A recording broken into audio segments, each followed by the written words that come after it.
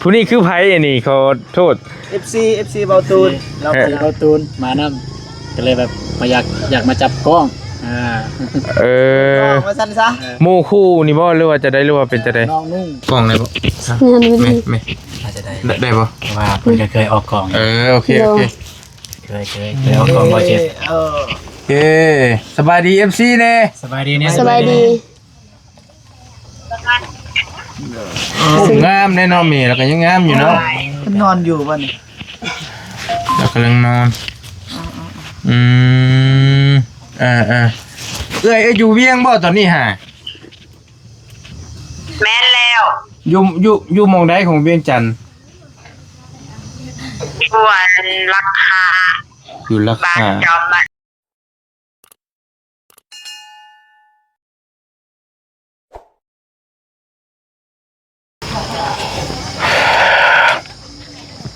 พี่น้องเอ้ยเปิดพามาอยู่วันนี้ก็มาอยู่พี่ได้บัดนี้เนาะเพื่อนน้องซาลีพี่น้องตอนค่ำตอนมื้อจังโมงแล้วบ่เจ็บ18:36 นาที 18:36 นาทียัง24 นาทีรัว6 โมงแรงพี่น้องเอ้ยเนาะ7 โมงยังแล้วเดี๋ยวเปิดแล้วสบายดีเด้อผู้นี้คือไผอันนี้ขอโทษ FC เบาตูนเราไปเบาตูนมานำก็เลยแบบมาอยากมาจับกล้องมาสั่นซะหมู่คู่นี่บ่หรือว่าจะได้หรือว่าเป็นจะได้น้องนุ่งอนาคตเนี่ยเป็นมือกองของเบาตูนเรามาให้เบาตูนมีรายได้หน้าตามหาประสบการณ์โอเคเรามายันเจ้าตกรอบมาแล้วหน้าตาเราดีใช่ไหมฮะยันบทคือเราคนแบบขึ้นไหมเท่าแก่สิเอาเซลพี่น้องเอ้ยอันเดี๋ยวถามก่อนหน่อยนึงชื่อจะได้น่ะเนาะเจ้าชื่อโอเล่อายุเท่าไหร่เลยอายุ18 ปีห่างกัน18 ปีนึงห่างกัน10 ปีห่างกัน10 ปี10 ปลายกว่าปี2 คนนี้โอเค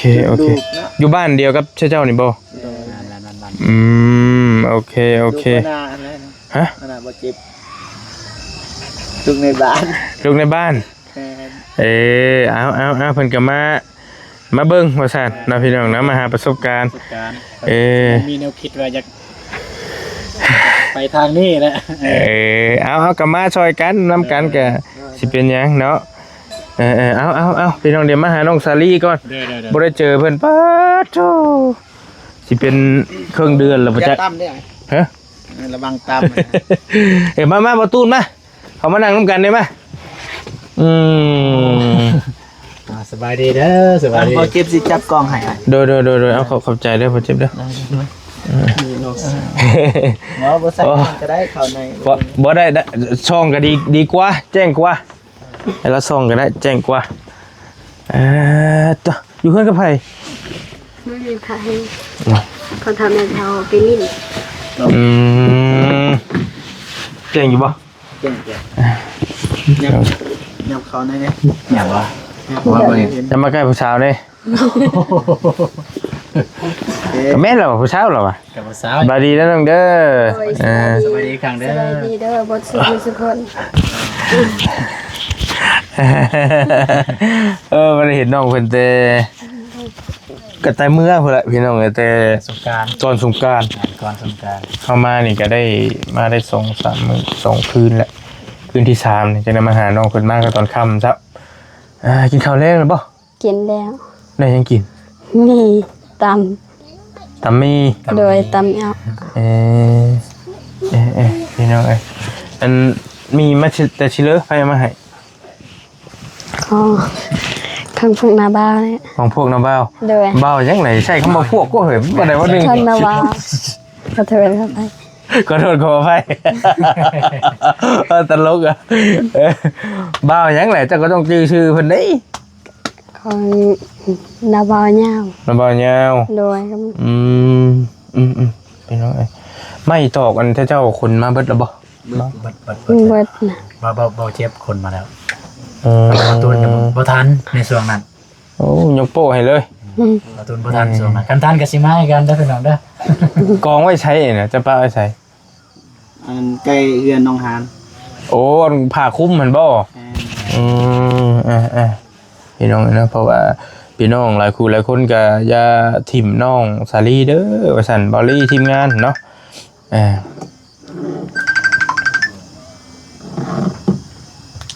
สาวบ่แม่จะโทรมาเอาครับก่อนบ่ล่ะเป็นวางแล้วก็ยังต่อ พอดีเฮามาก็คือว่าตั้งใจจะสิมาแต่เมื่อวานนี่แหละพี่น้องแต่ว่ามันก็ด้วยความที่มันค่ำก่อนมันก็เลยมาบ่ทันมามื้อนี้ก็ค่ำคือเอาเนาะโดยพี่น้องยังบ่ได้มีไผมาแจ้งข่าวดีหยังน้องบ่ยังคือเก่าบ่เฮือนชานเจ้าก็ได้ยังคือเก่าโอ้ยกระบะเนาะเฮ็ดจังได๋ไม่เฮาหันมันก็ลายตัวนี้เนาะโคงทองลายพอสมควรจังว่าโมสิพ่อเราไปจักตอนเพิ่นพาตอนน่ะพี่น้องเนาะแต่อันไปเฮียนบ่จังมื้อนี้ก็ได้เฮียนไปเฮียนมาจักโมงฮะ12 โมงยัง12 โมงยังแล้วมาเลยโดยตอนบ่ายเลยต้องมาออกให้งานแต่ว่าบ่ได้ไปออกให้งานโดยออกให้งานหยังเกี่ยวกับหยังก็ออกงานรวมนะโดยออกให้งานรวมกวดทำความสะอาดเดินหยังไปซั่นบ่โดยก็ยังเฮียนคือเก่าน้องเพิ่นก็ได้พี่น้องเนาะยังบ่ได้ปะการทำการเฮียนเนาะถึงว่ามันครอบครัวสิลำบากก็ยังบ่ถิ่มการศึกษานะก็ถือว่าโอเคอยู่นะยังมีเป้าหมายหรือบ่คิดว่าสิเฮียนไปฮอดไสจังได๋คิดว่าสิเฮียนฮอดคิดว่าสิเฮียนจบแต่ว่าบ่มีเงินเฮียนฮอดม.4อ้ายเคยถามเจ้าทีนึงแล้วบ่เนาะคือบ่เคยถามแล้วบ่โดยจักจะสิเฮียนฮอดม.4ตอนนี้ฮอดน้องฮอดม.หยังก็ม.3ยังม.เดียวนึงม.1ยังมาแม่นยังอีกปีนึงนี่ปีนึงเจ้าขึ้นห้องครูปีแล้วอ่ะครูปีนี่มันก็บ่ได้ใช้เงินหลายติมีเงินจักพันแถมน้ำโตเลยนี่บ่มีตายมีแต่50,000ของละบ่าวให้บ่าวตูนเอาให้กินบ่โดยไว้ไปเฮียนบื้นบ่โดยบื้นว่าหยังว่าบื้นมันปานข้าวน้ำจะยังบ่ล่ะยังมีกินอยู่บ่ข้าวเบิดนะอ้าวตายครับไปข้าวเบิดโดยอ้าวบ่มีเลยบ่หรือว่ามีน้อยหรือว่าจะได้ก็มีตัวเขาตายก่อนของพวกคอยเองซื้อตัวไปรับจ้างแต่ก็มีของนับเบาเตียงซื้อให้ซอบ1แต่ว่าเบิดแหละตอนนี้นะยังจักโลยังจักฮะบ่มีครับบ่มีเลยอยู่ใช้มีอยู่ใช่ก็อยู่หันก็อนุญาตสิเปิดเป็นเปิดบ่ยากดอกได้บ่มาเทื่อนึง2เทื่อบ่ฮู้กันยังหลายอยู่คือว่าเบิดเลยซะก็ของนาบาวเตียงให้ก็เบิดแต่ว่าเขาของพวกคอยก็ยังอยู่โดยก็ได้จักมื้อฮะบ่ฮู้นี่น้องเนาะกินหลายคนได้เราก็ได้ทั้งน้องทั้งประตูเมตุพี่น้องก็เขตน้องสาลีนี่ก็ทางทีมงานเฮากำลังพยายามน่ะอยากให้น้องเพิ่นอยากให้มันแล้วมันทั่วพี่น้องก็ยังหลายอย่างเฮงจริงๆน่ะสิไปคิดว่าสิไปเบิ่งที่ใหม่เพิ่นแต่ว่ามันก็บ่ทันแล้วมันมืดแล้วเนาะบ่ได้มีหยังแล้วล่ะว่าอยู่ที่ใหม่นี่ก็เบิดแล้วบ่เอามาเบิดกันสิมีก็น่าจะไปทางหญ้านี่แหละแปะน้ำไม้เรียบร้อยกันว่ามีเงินก็ยังว่ายังสิบุกเบิกให้น้องเพิ่นเนาะเอารถแท็กเตอร์มาเอาหยังมาเผาตีนมันน่ะพี่น้องเผาตีนเสาก็สมมุติตอว่าพิษตอไม่เอาให้มันออกเบิ่นแหละก็ออกเลยเนาะตอเนี่ยแม่นพวกตัวใหญ่ๆนะเฮาสิได้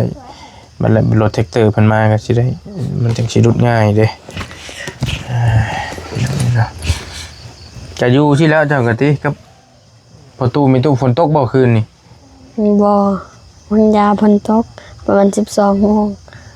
12 โมงก็เว้นนี่บ่ โดย อืม 1-2 โมงบ่ เห็นแล้วเลยอันแม่จะโทรมาอยู่บ่ โทร เพิ่นว่าหยังนำ ก็ว่าแม่ว่าสิมื้อแต่บ่ฮู้มื้อใด สิมาเลย โดย โอ้เพิ่นเห็นอยู่บ่คลิปชุนบ่าวมาหานี่ เห็น เพิ่นเบิ่งอยู่ เบิ่ง เพิ่นว่าจะได้นี่ ก็มีแต่เบิ่งได้แต่เบิ่ง มีแต่เบิ่งซื่อ โดย ดีใจบ่ ก็ดีใจนำ กดไลค์ให้นี่กว่าเอ้ยกดไลค์ให้นี่คอมเมนต์มานี่เด้อเอ้ยเด้อชื่อหยังก็แม่จังน่ะ แจ้ว แจว โดย อันนั้นอยากให้เอื้อยเพิ่นเม่นว่า อันนี้คือแม่น้องสาลีเนาะ เม่นอันสลีเด้อ คันได้เบิ่งคลิปน้องอยู่นั่นเม่นมาเลยเด้อบอกอันนี้คือแม่น้องเพิ่นเขียนชื่อเป็นบ่ เป็น เป็นได้คืออยากครัวตลอด ไปเอิ้นซื้อแม่ตัวเองอยากรู้ว่า แม่นบ่ แม่ เอิ้นชื่อ โดย ชื่อแจวม อายุ31ปี แต่ว่า โอ้ ยังคือเก่ายังทันเท้า ยังบ่ทันถามยังเป็นชาวอยู่บ่ งามบ่ โดย ตูน โอ้มันเป็นแต่จ้ำได้พังว่าแจวนี่เนาะ เฮ้ยลูกอาเม็ดแล้วว่ะแจวนี่อยู่จ้ำกับ1พัก1อย่างแซ่บแท้ๆพี่น้องเอ้ย เอาไปสบู่บ่สิประกาศสิบ่สิว่าแจวครับ โดย ขอโทษขอโทษ บ่หยอกเด้อเด้อเพิ่นบ่ให้ดอกโดย เราอ่ะสิมาหาสิมาเยี่ยมซื่อๆหรือว่าจะได้ บ่ฮู้คือกันแต่ว่าสิมาแต่บ่ฮู้วันที่ใด เพิ่นยังบ่ได้ผัวใหม่บ่ เคลียร์ บ่ อืม ขึ้นเฮ็ดเวียก เพิ่นเฮ็ดหยังก็อ้ายลืม ก็หดดอกไม้เฮ็ดเวียกอยู่เฮือนหัวหน้าเลยบ่ แบ่ง ฮู้ ว่า กัน เป็นแม่บ้านนะ เป็นแม่บ้าน คล้ายๆเป็นแม่บ้าน เจ้า ขายกับแม่นและกันนะ ยิ้มเลยเนาะ ทำความสะอาดหดดอกไม้ดอกตอกตามบริษัทตามเฮือนเพิ่นว่าซั่นซะแม่บ้านพี่น้องเอ้ยเราได้เงินเดือนเท่าไหร่นะ ก็2.5 ล้านคันบ่ขาดก็ประมาณ2.5 ล้านคันขาดก็บ่ได้ ตามที่เพิ่นบอกนั่นบ่ โดย ประมาณ 4,000 ได้บ่ 4,000 2ล้าน5 4,000ปลายนี่บ่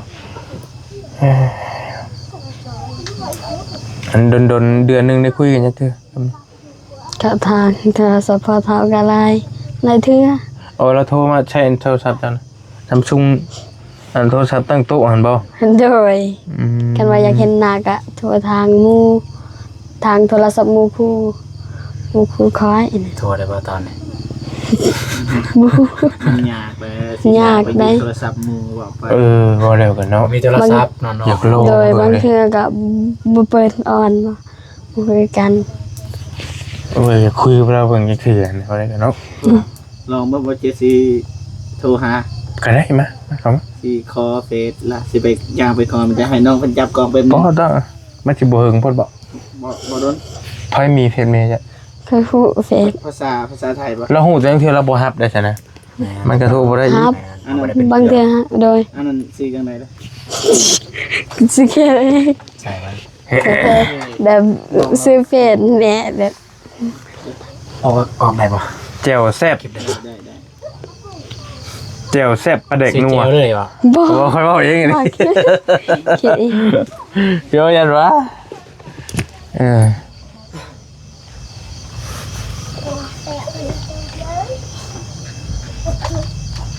ไอ้นี่ตั้งใจขนาดนั้นเนาะ ฮะ ตั้งใจขนาด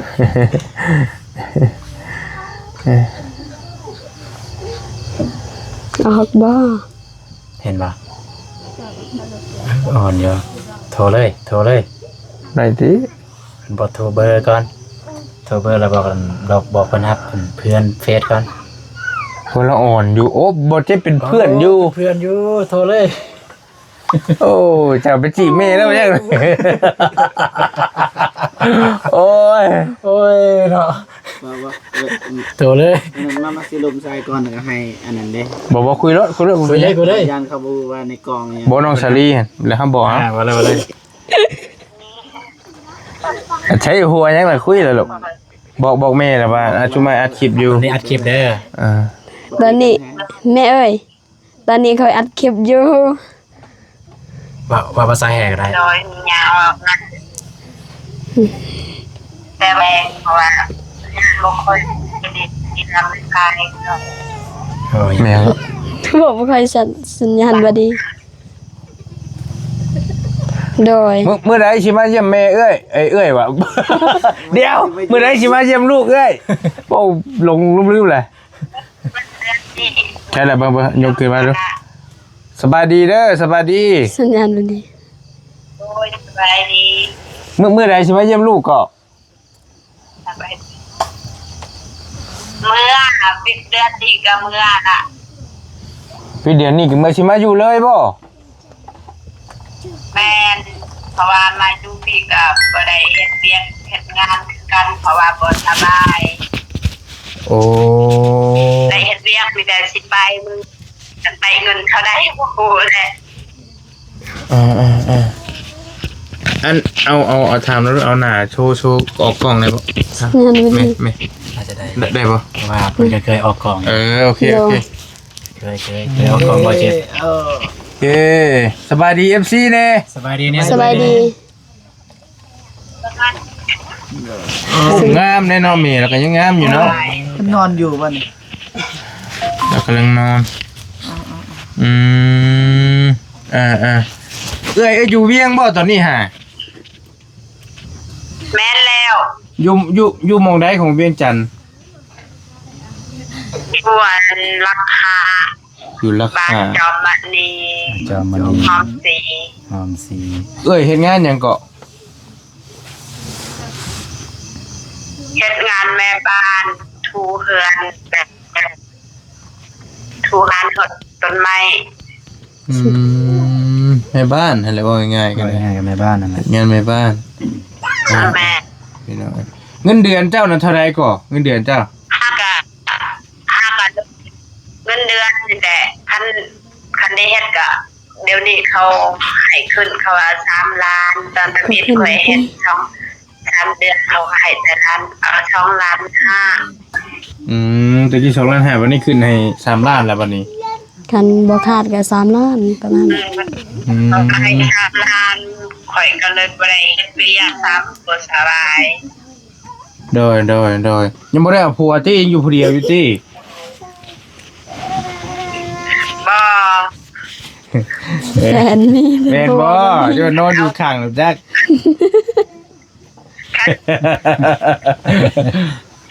คันเอาพัวพอสิให้เมืองผู้เดียวบ่พัวกับเงินน้ำเด่น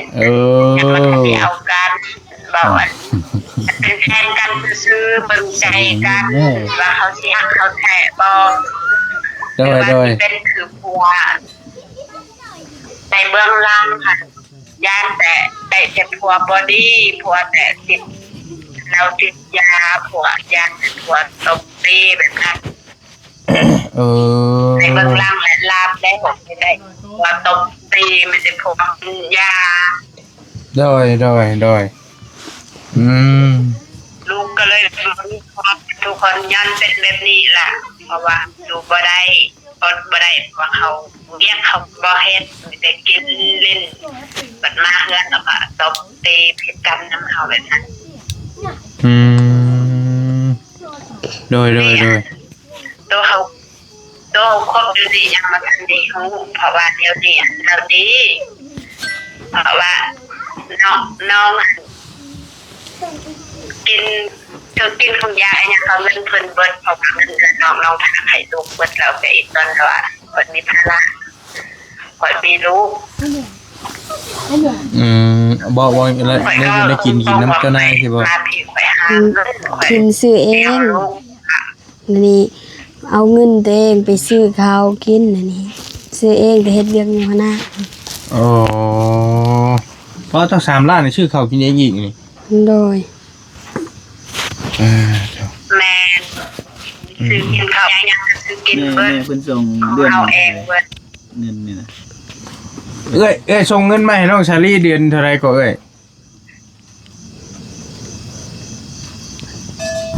ไอ้ตอนทำอิฐ ก็ส่งให้ล้านห้าปฏิบัติบัตรมือที่สองก็ส่งให้2,5,000,000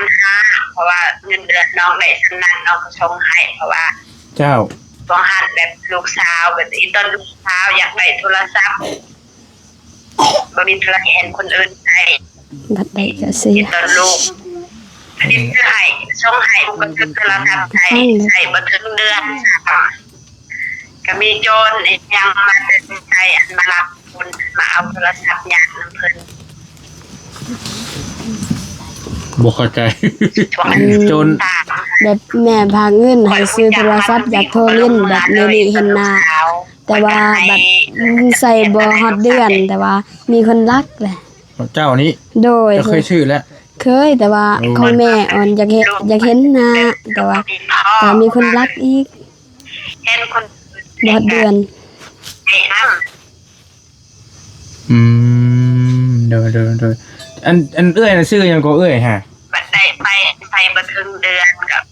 กับโจรมาจะใส่มาญาติเอาอยู่โรงเรียนเพิ่นเรียนหนังสือกำลังแบบเขาเอาให้งานแล้วก็มาเขียนเขาอัดเป็นปากตาเขาก็มาญาติเอาโทรศัพท์ดูเขารอเพิ่นเข้าป้าเพิ่นก็เป็นเขาได้มา บ่ค่อยมีสัญญาณเนาะเอ้ยยาแล้วบอกเราได้ละ หันหลังข่อยเมื่อ ก็หันหน้าบอกเราว่า บ่ ฉันนี่ก่อนก็ได้เด้อ เดินทางอีก แม่ มันบ่ค่อยมีสัญญาณ แม่ ไป แม่บ่เลยมากัก บ่ไหว้เพราะเฮ็ดเวียกมีกับเมื่อยเฮาได้เงินเดือนน้อย ล้วนเลย เดือนก็น้อยเฮาซื้อก็กินเอง ซึ่งบ่เลยมากัก จ้าเสียงไปแล้ว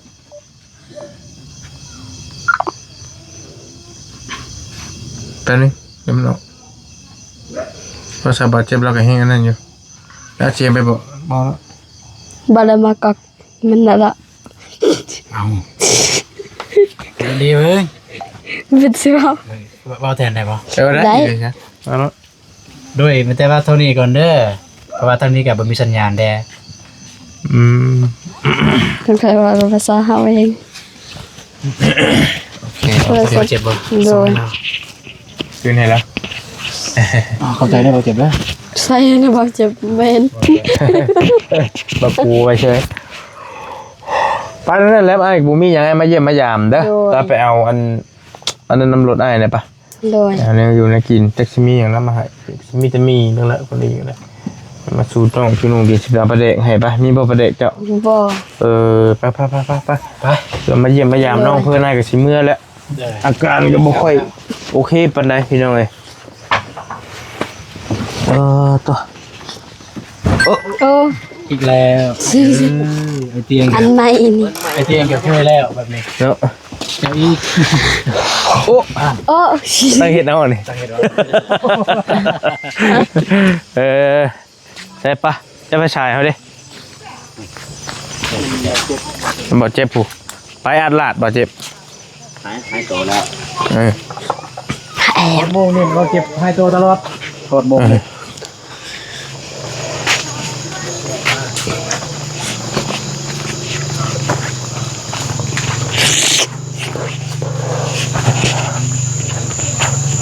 ตัวเฮ้ย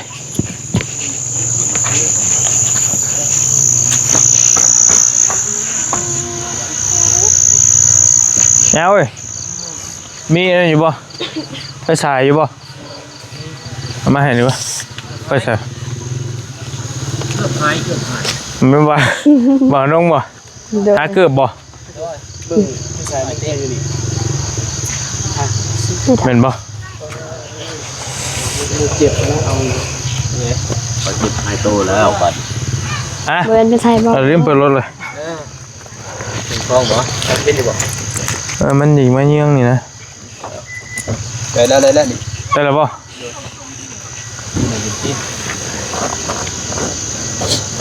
ยังน้อย ตายก่อนมั้ง นี่ดอกตั้งหลาย ดูเร็วเลย บ่ให้เลยบ่ยังก็ สบายดี ปลาติมเด้อปลาหรือว่าปลาเด็กเอามาฝากน้องสาลี โดย พี่น้องเนาะเอ้า โดยเข้าใจ ใจ ขอขึ้นมา ปลาร้าขวดก็ได้กินเด้อแม่อัดตัวก็ มีอย่างอีกเด้อให้แบบนี้คือสิเบิดเดี๋ยวเฮากับบางทงเลยเอาไปสู้น้องกินนะถือก่อนเด้อมันกันเด้อยังมีอยู่กับเพชรตะย่านแท้อันกับอันเสื้อผ้าเด้อมันอยากชุ่มน้ำในน้อยนึงมันถึกฝนแต่ว่าก็ไปต่างเอาเด้อเสื้อผ้าแล้วก็โอ้มาพี่เยื่องพี่เย้านี่รองเท้าบ่เจ็บได้นี่ใช่บ่เจ็บนะ นี่ดอก ในคอยเมื่อฮอดชวันเอากลับมาให้อีกได้นี่เบิ่งเด้ เพราะเราสอบ สำนักแม่ล่างรถก็ต้องถือลง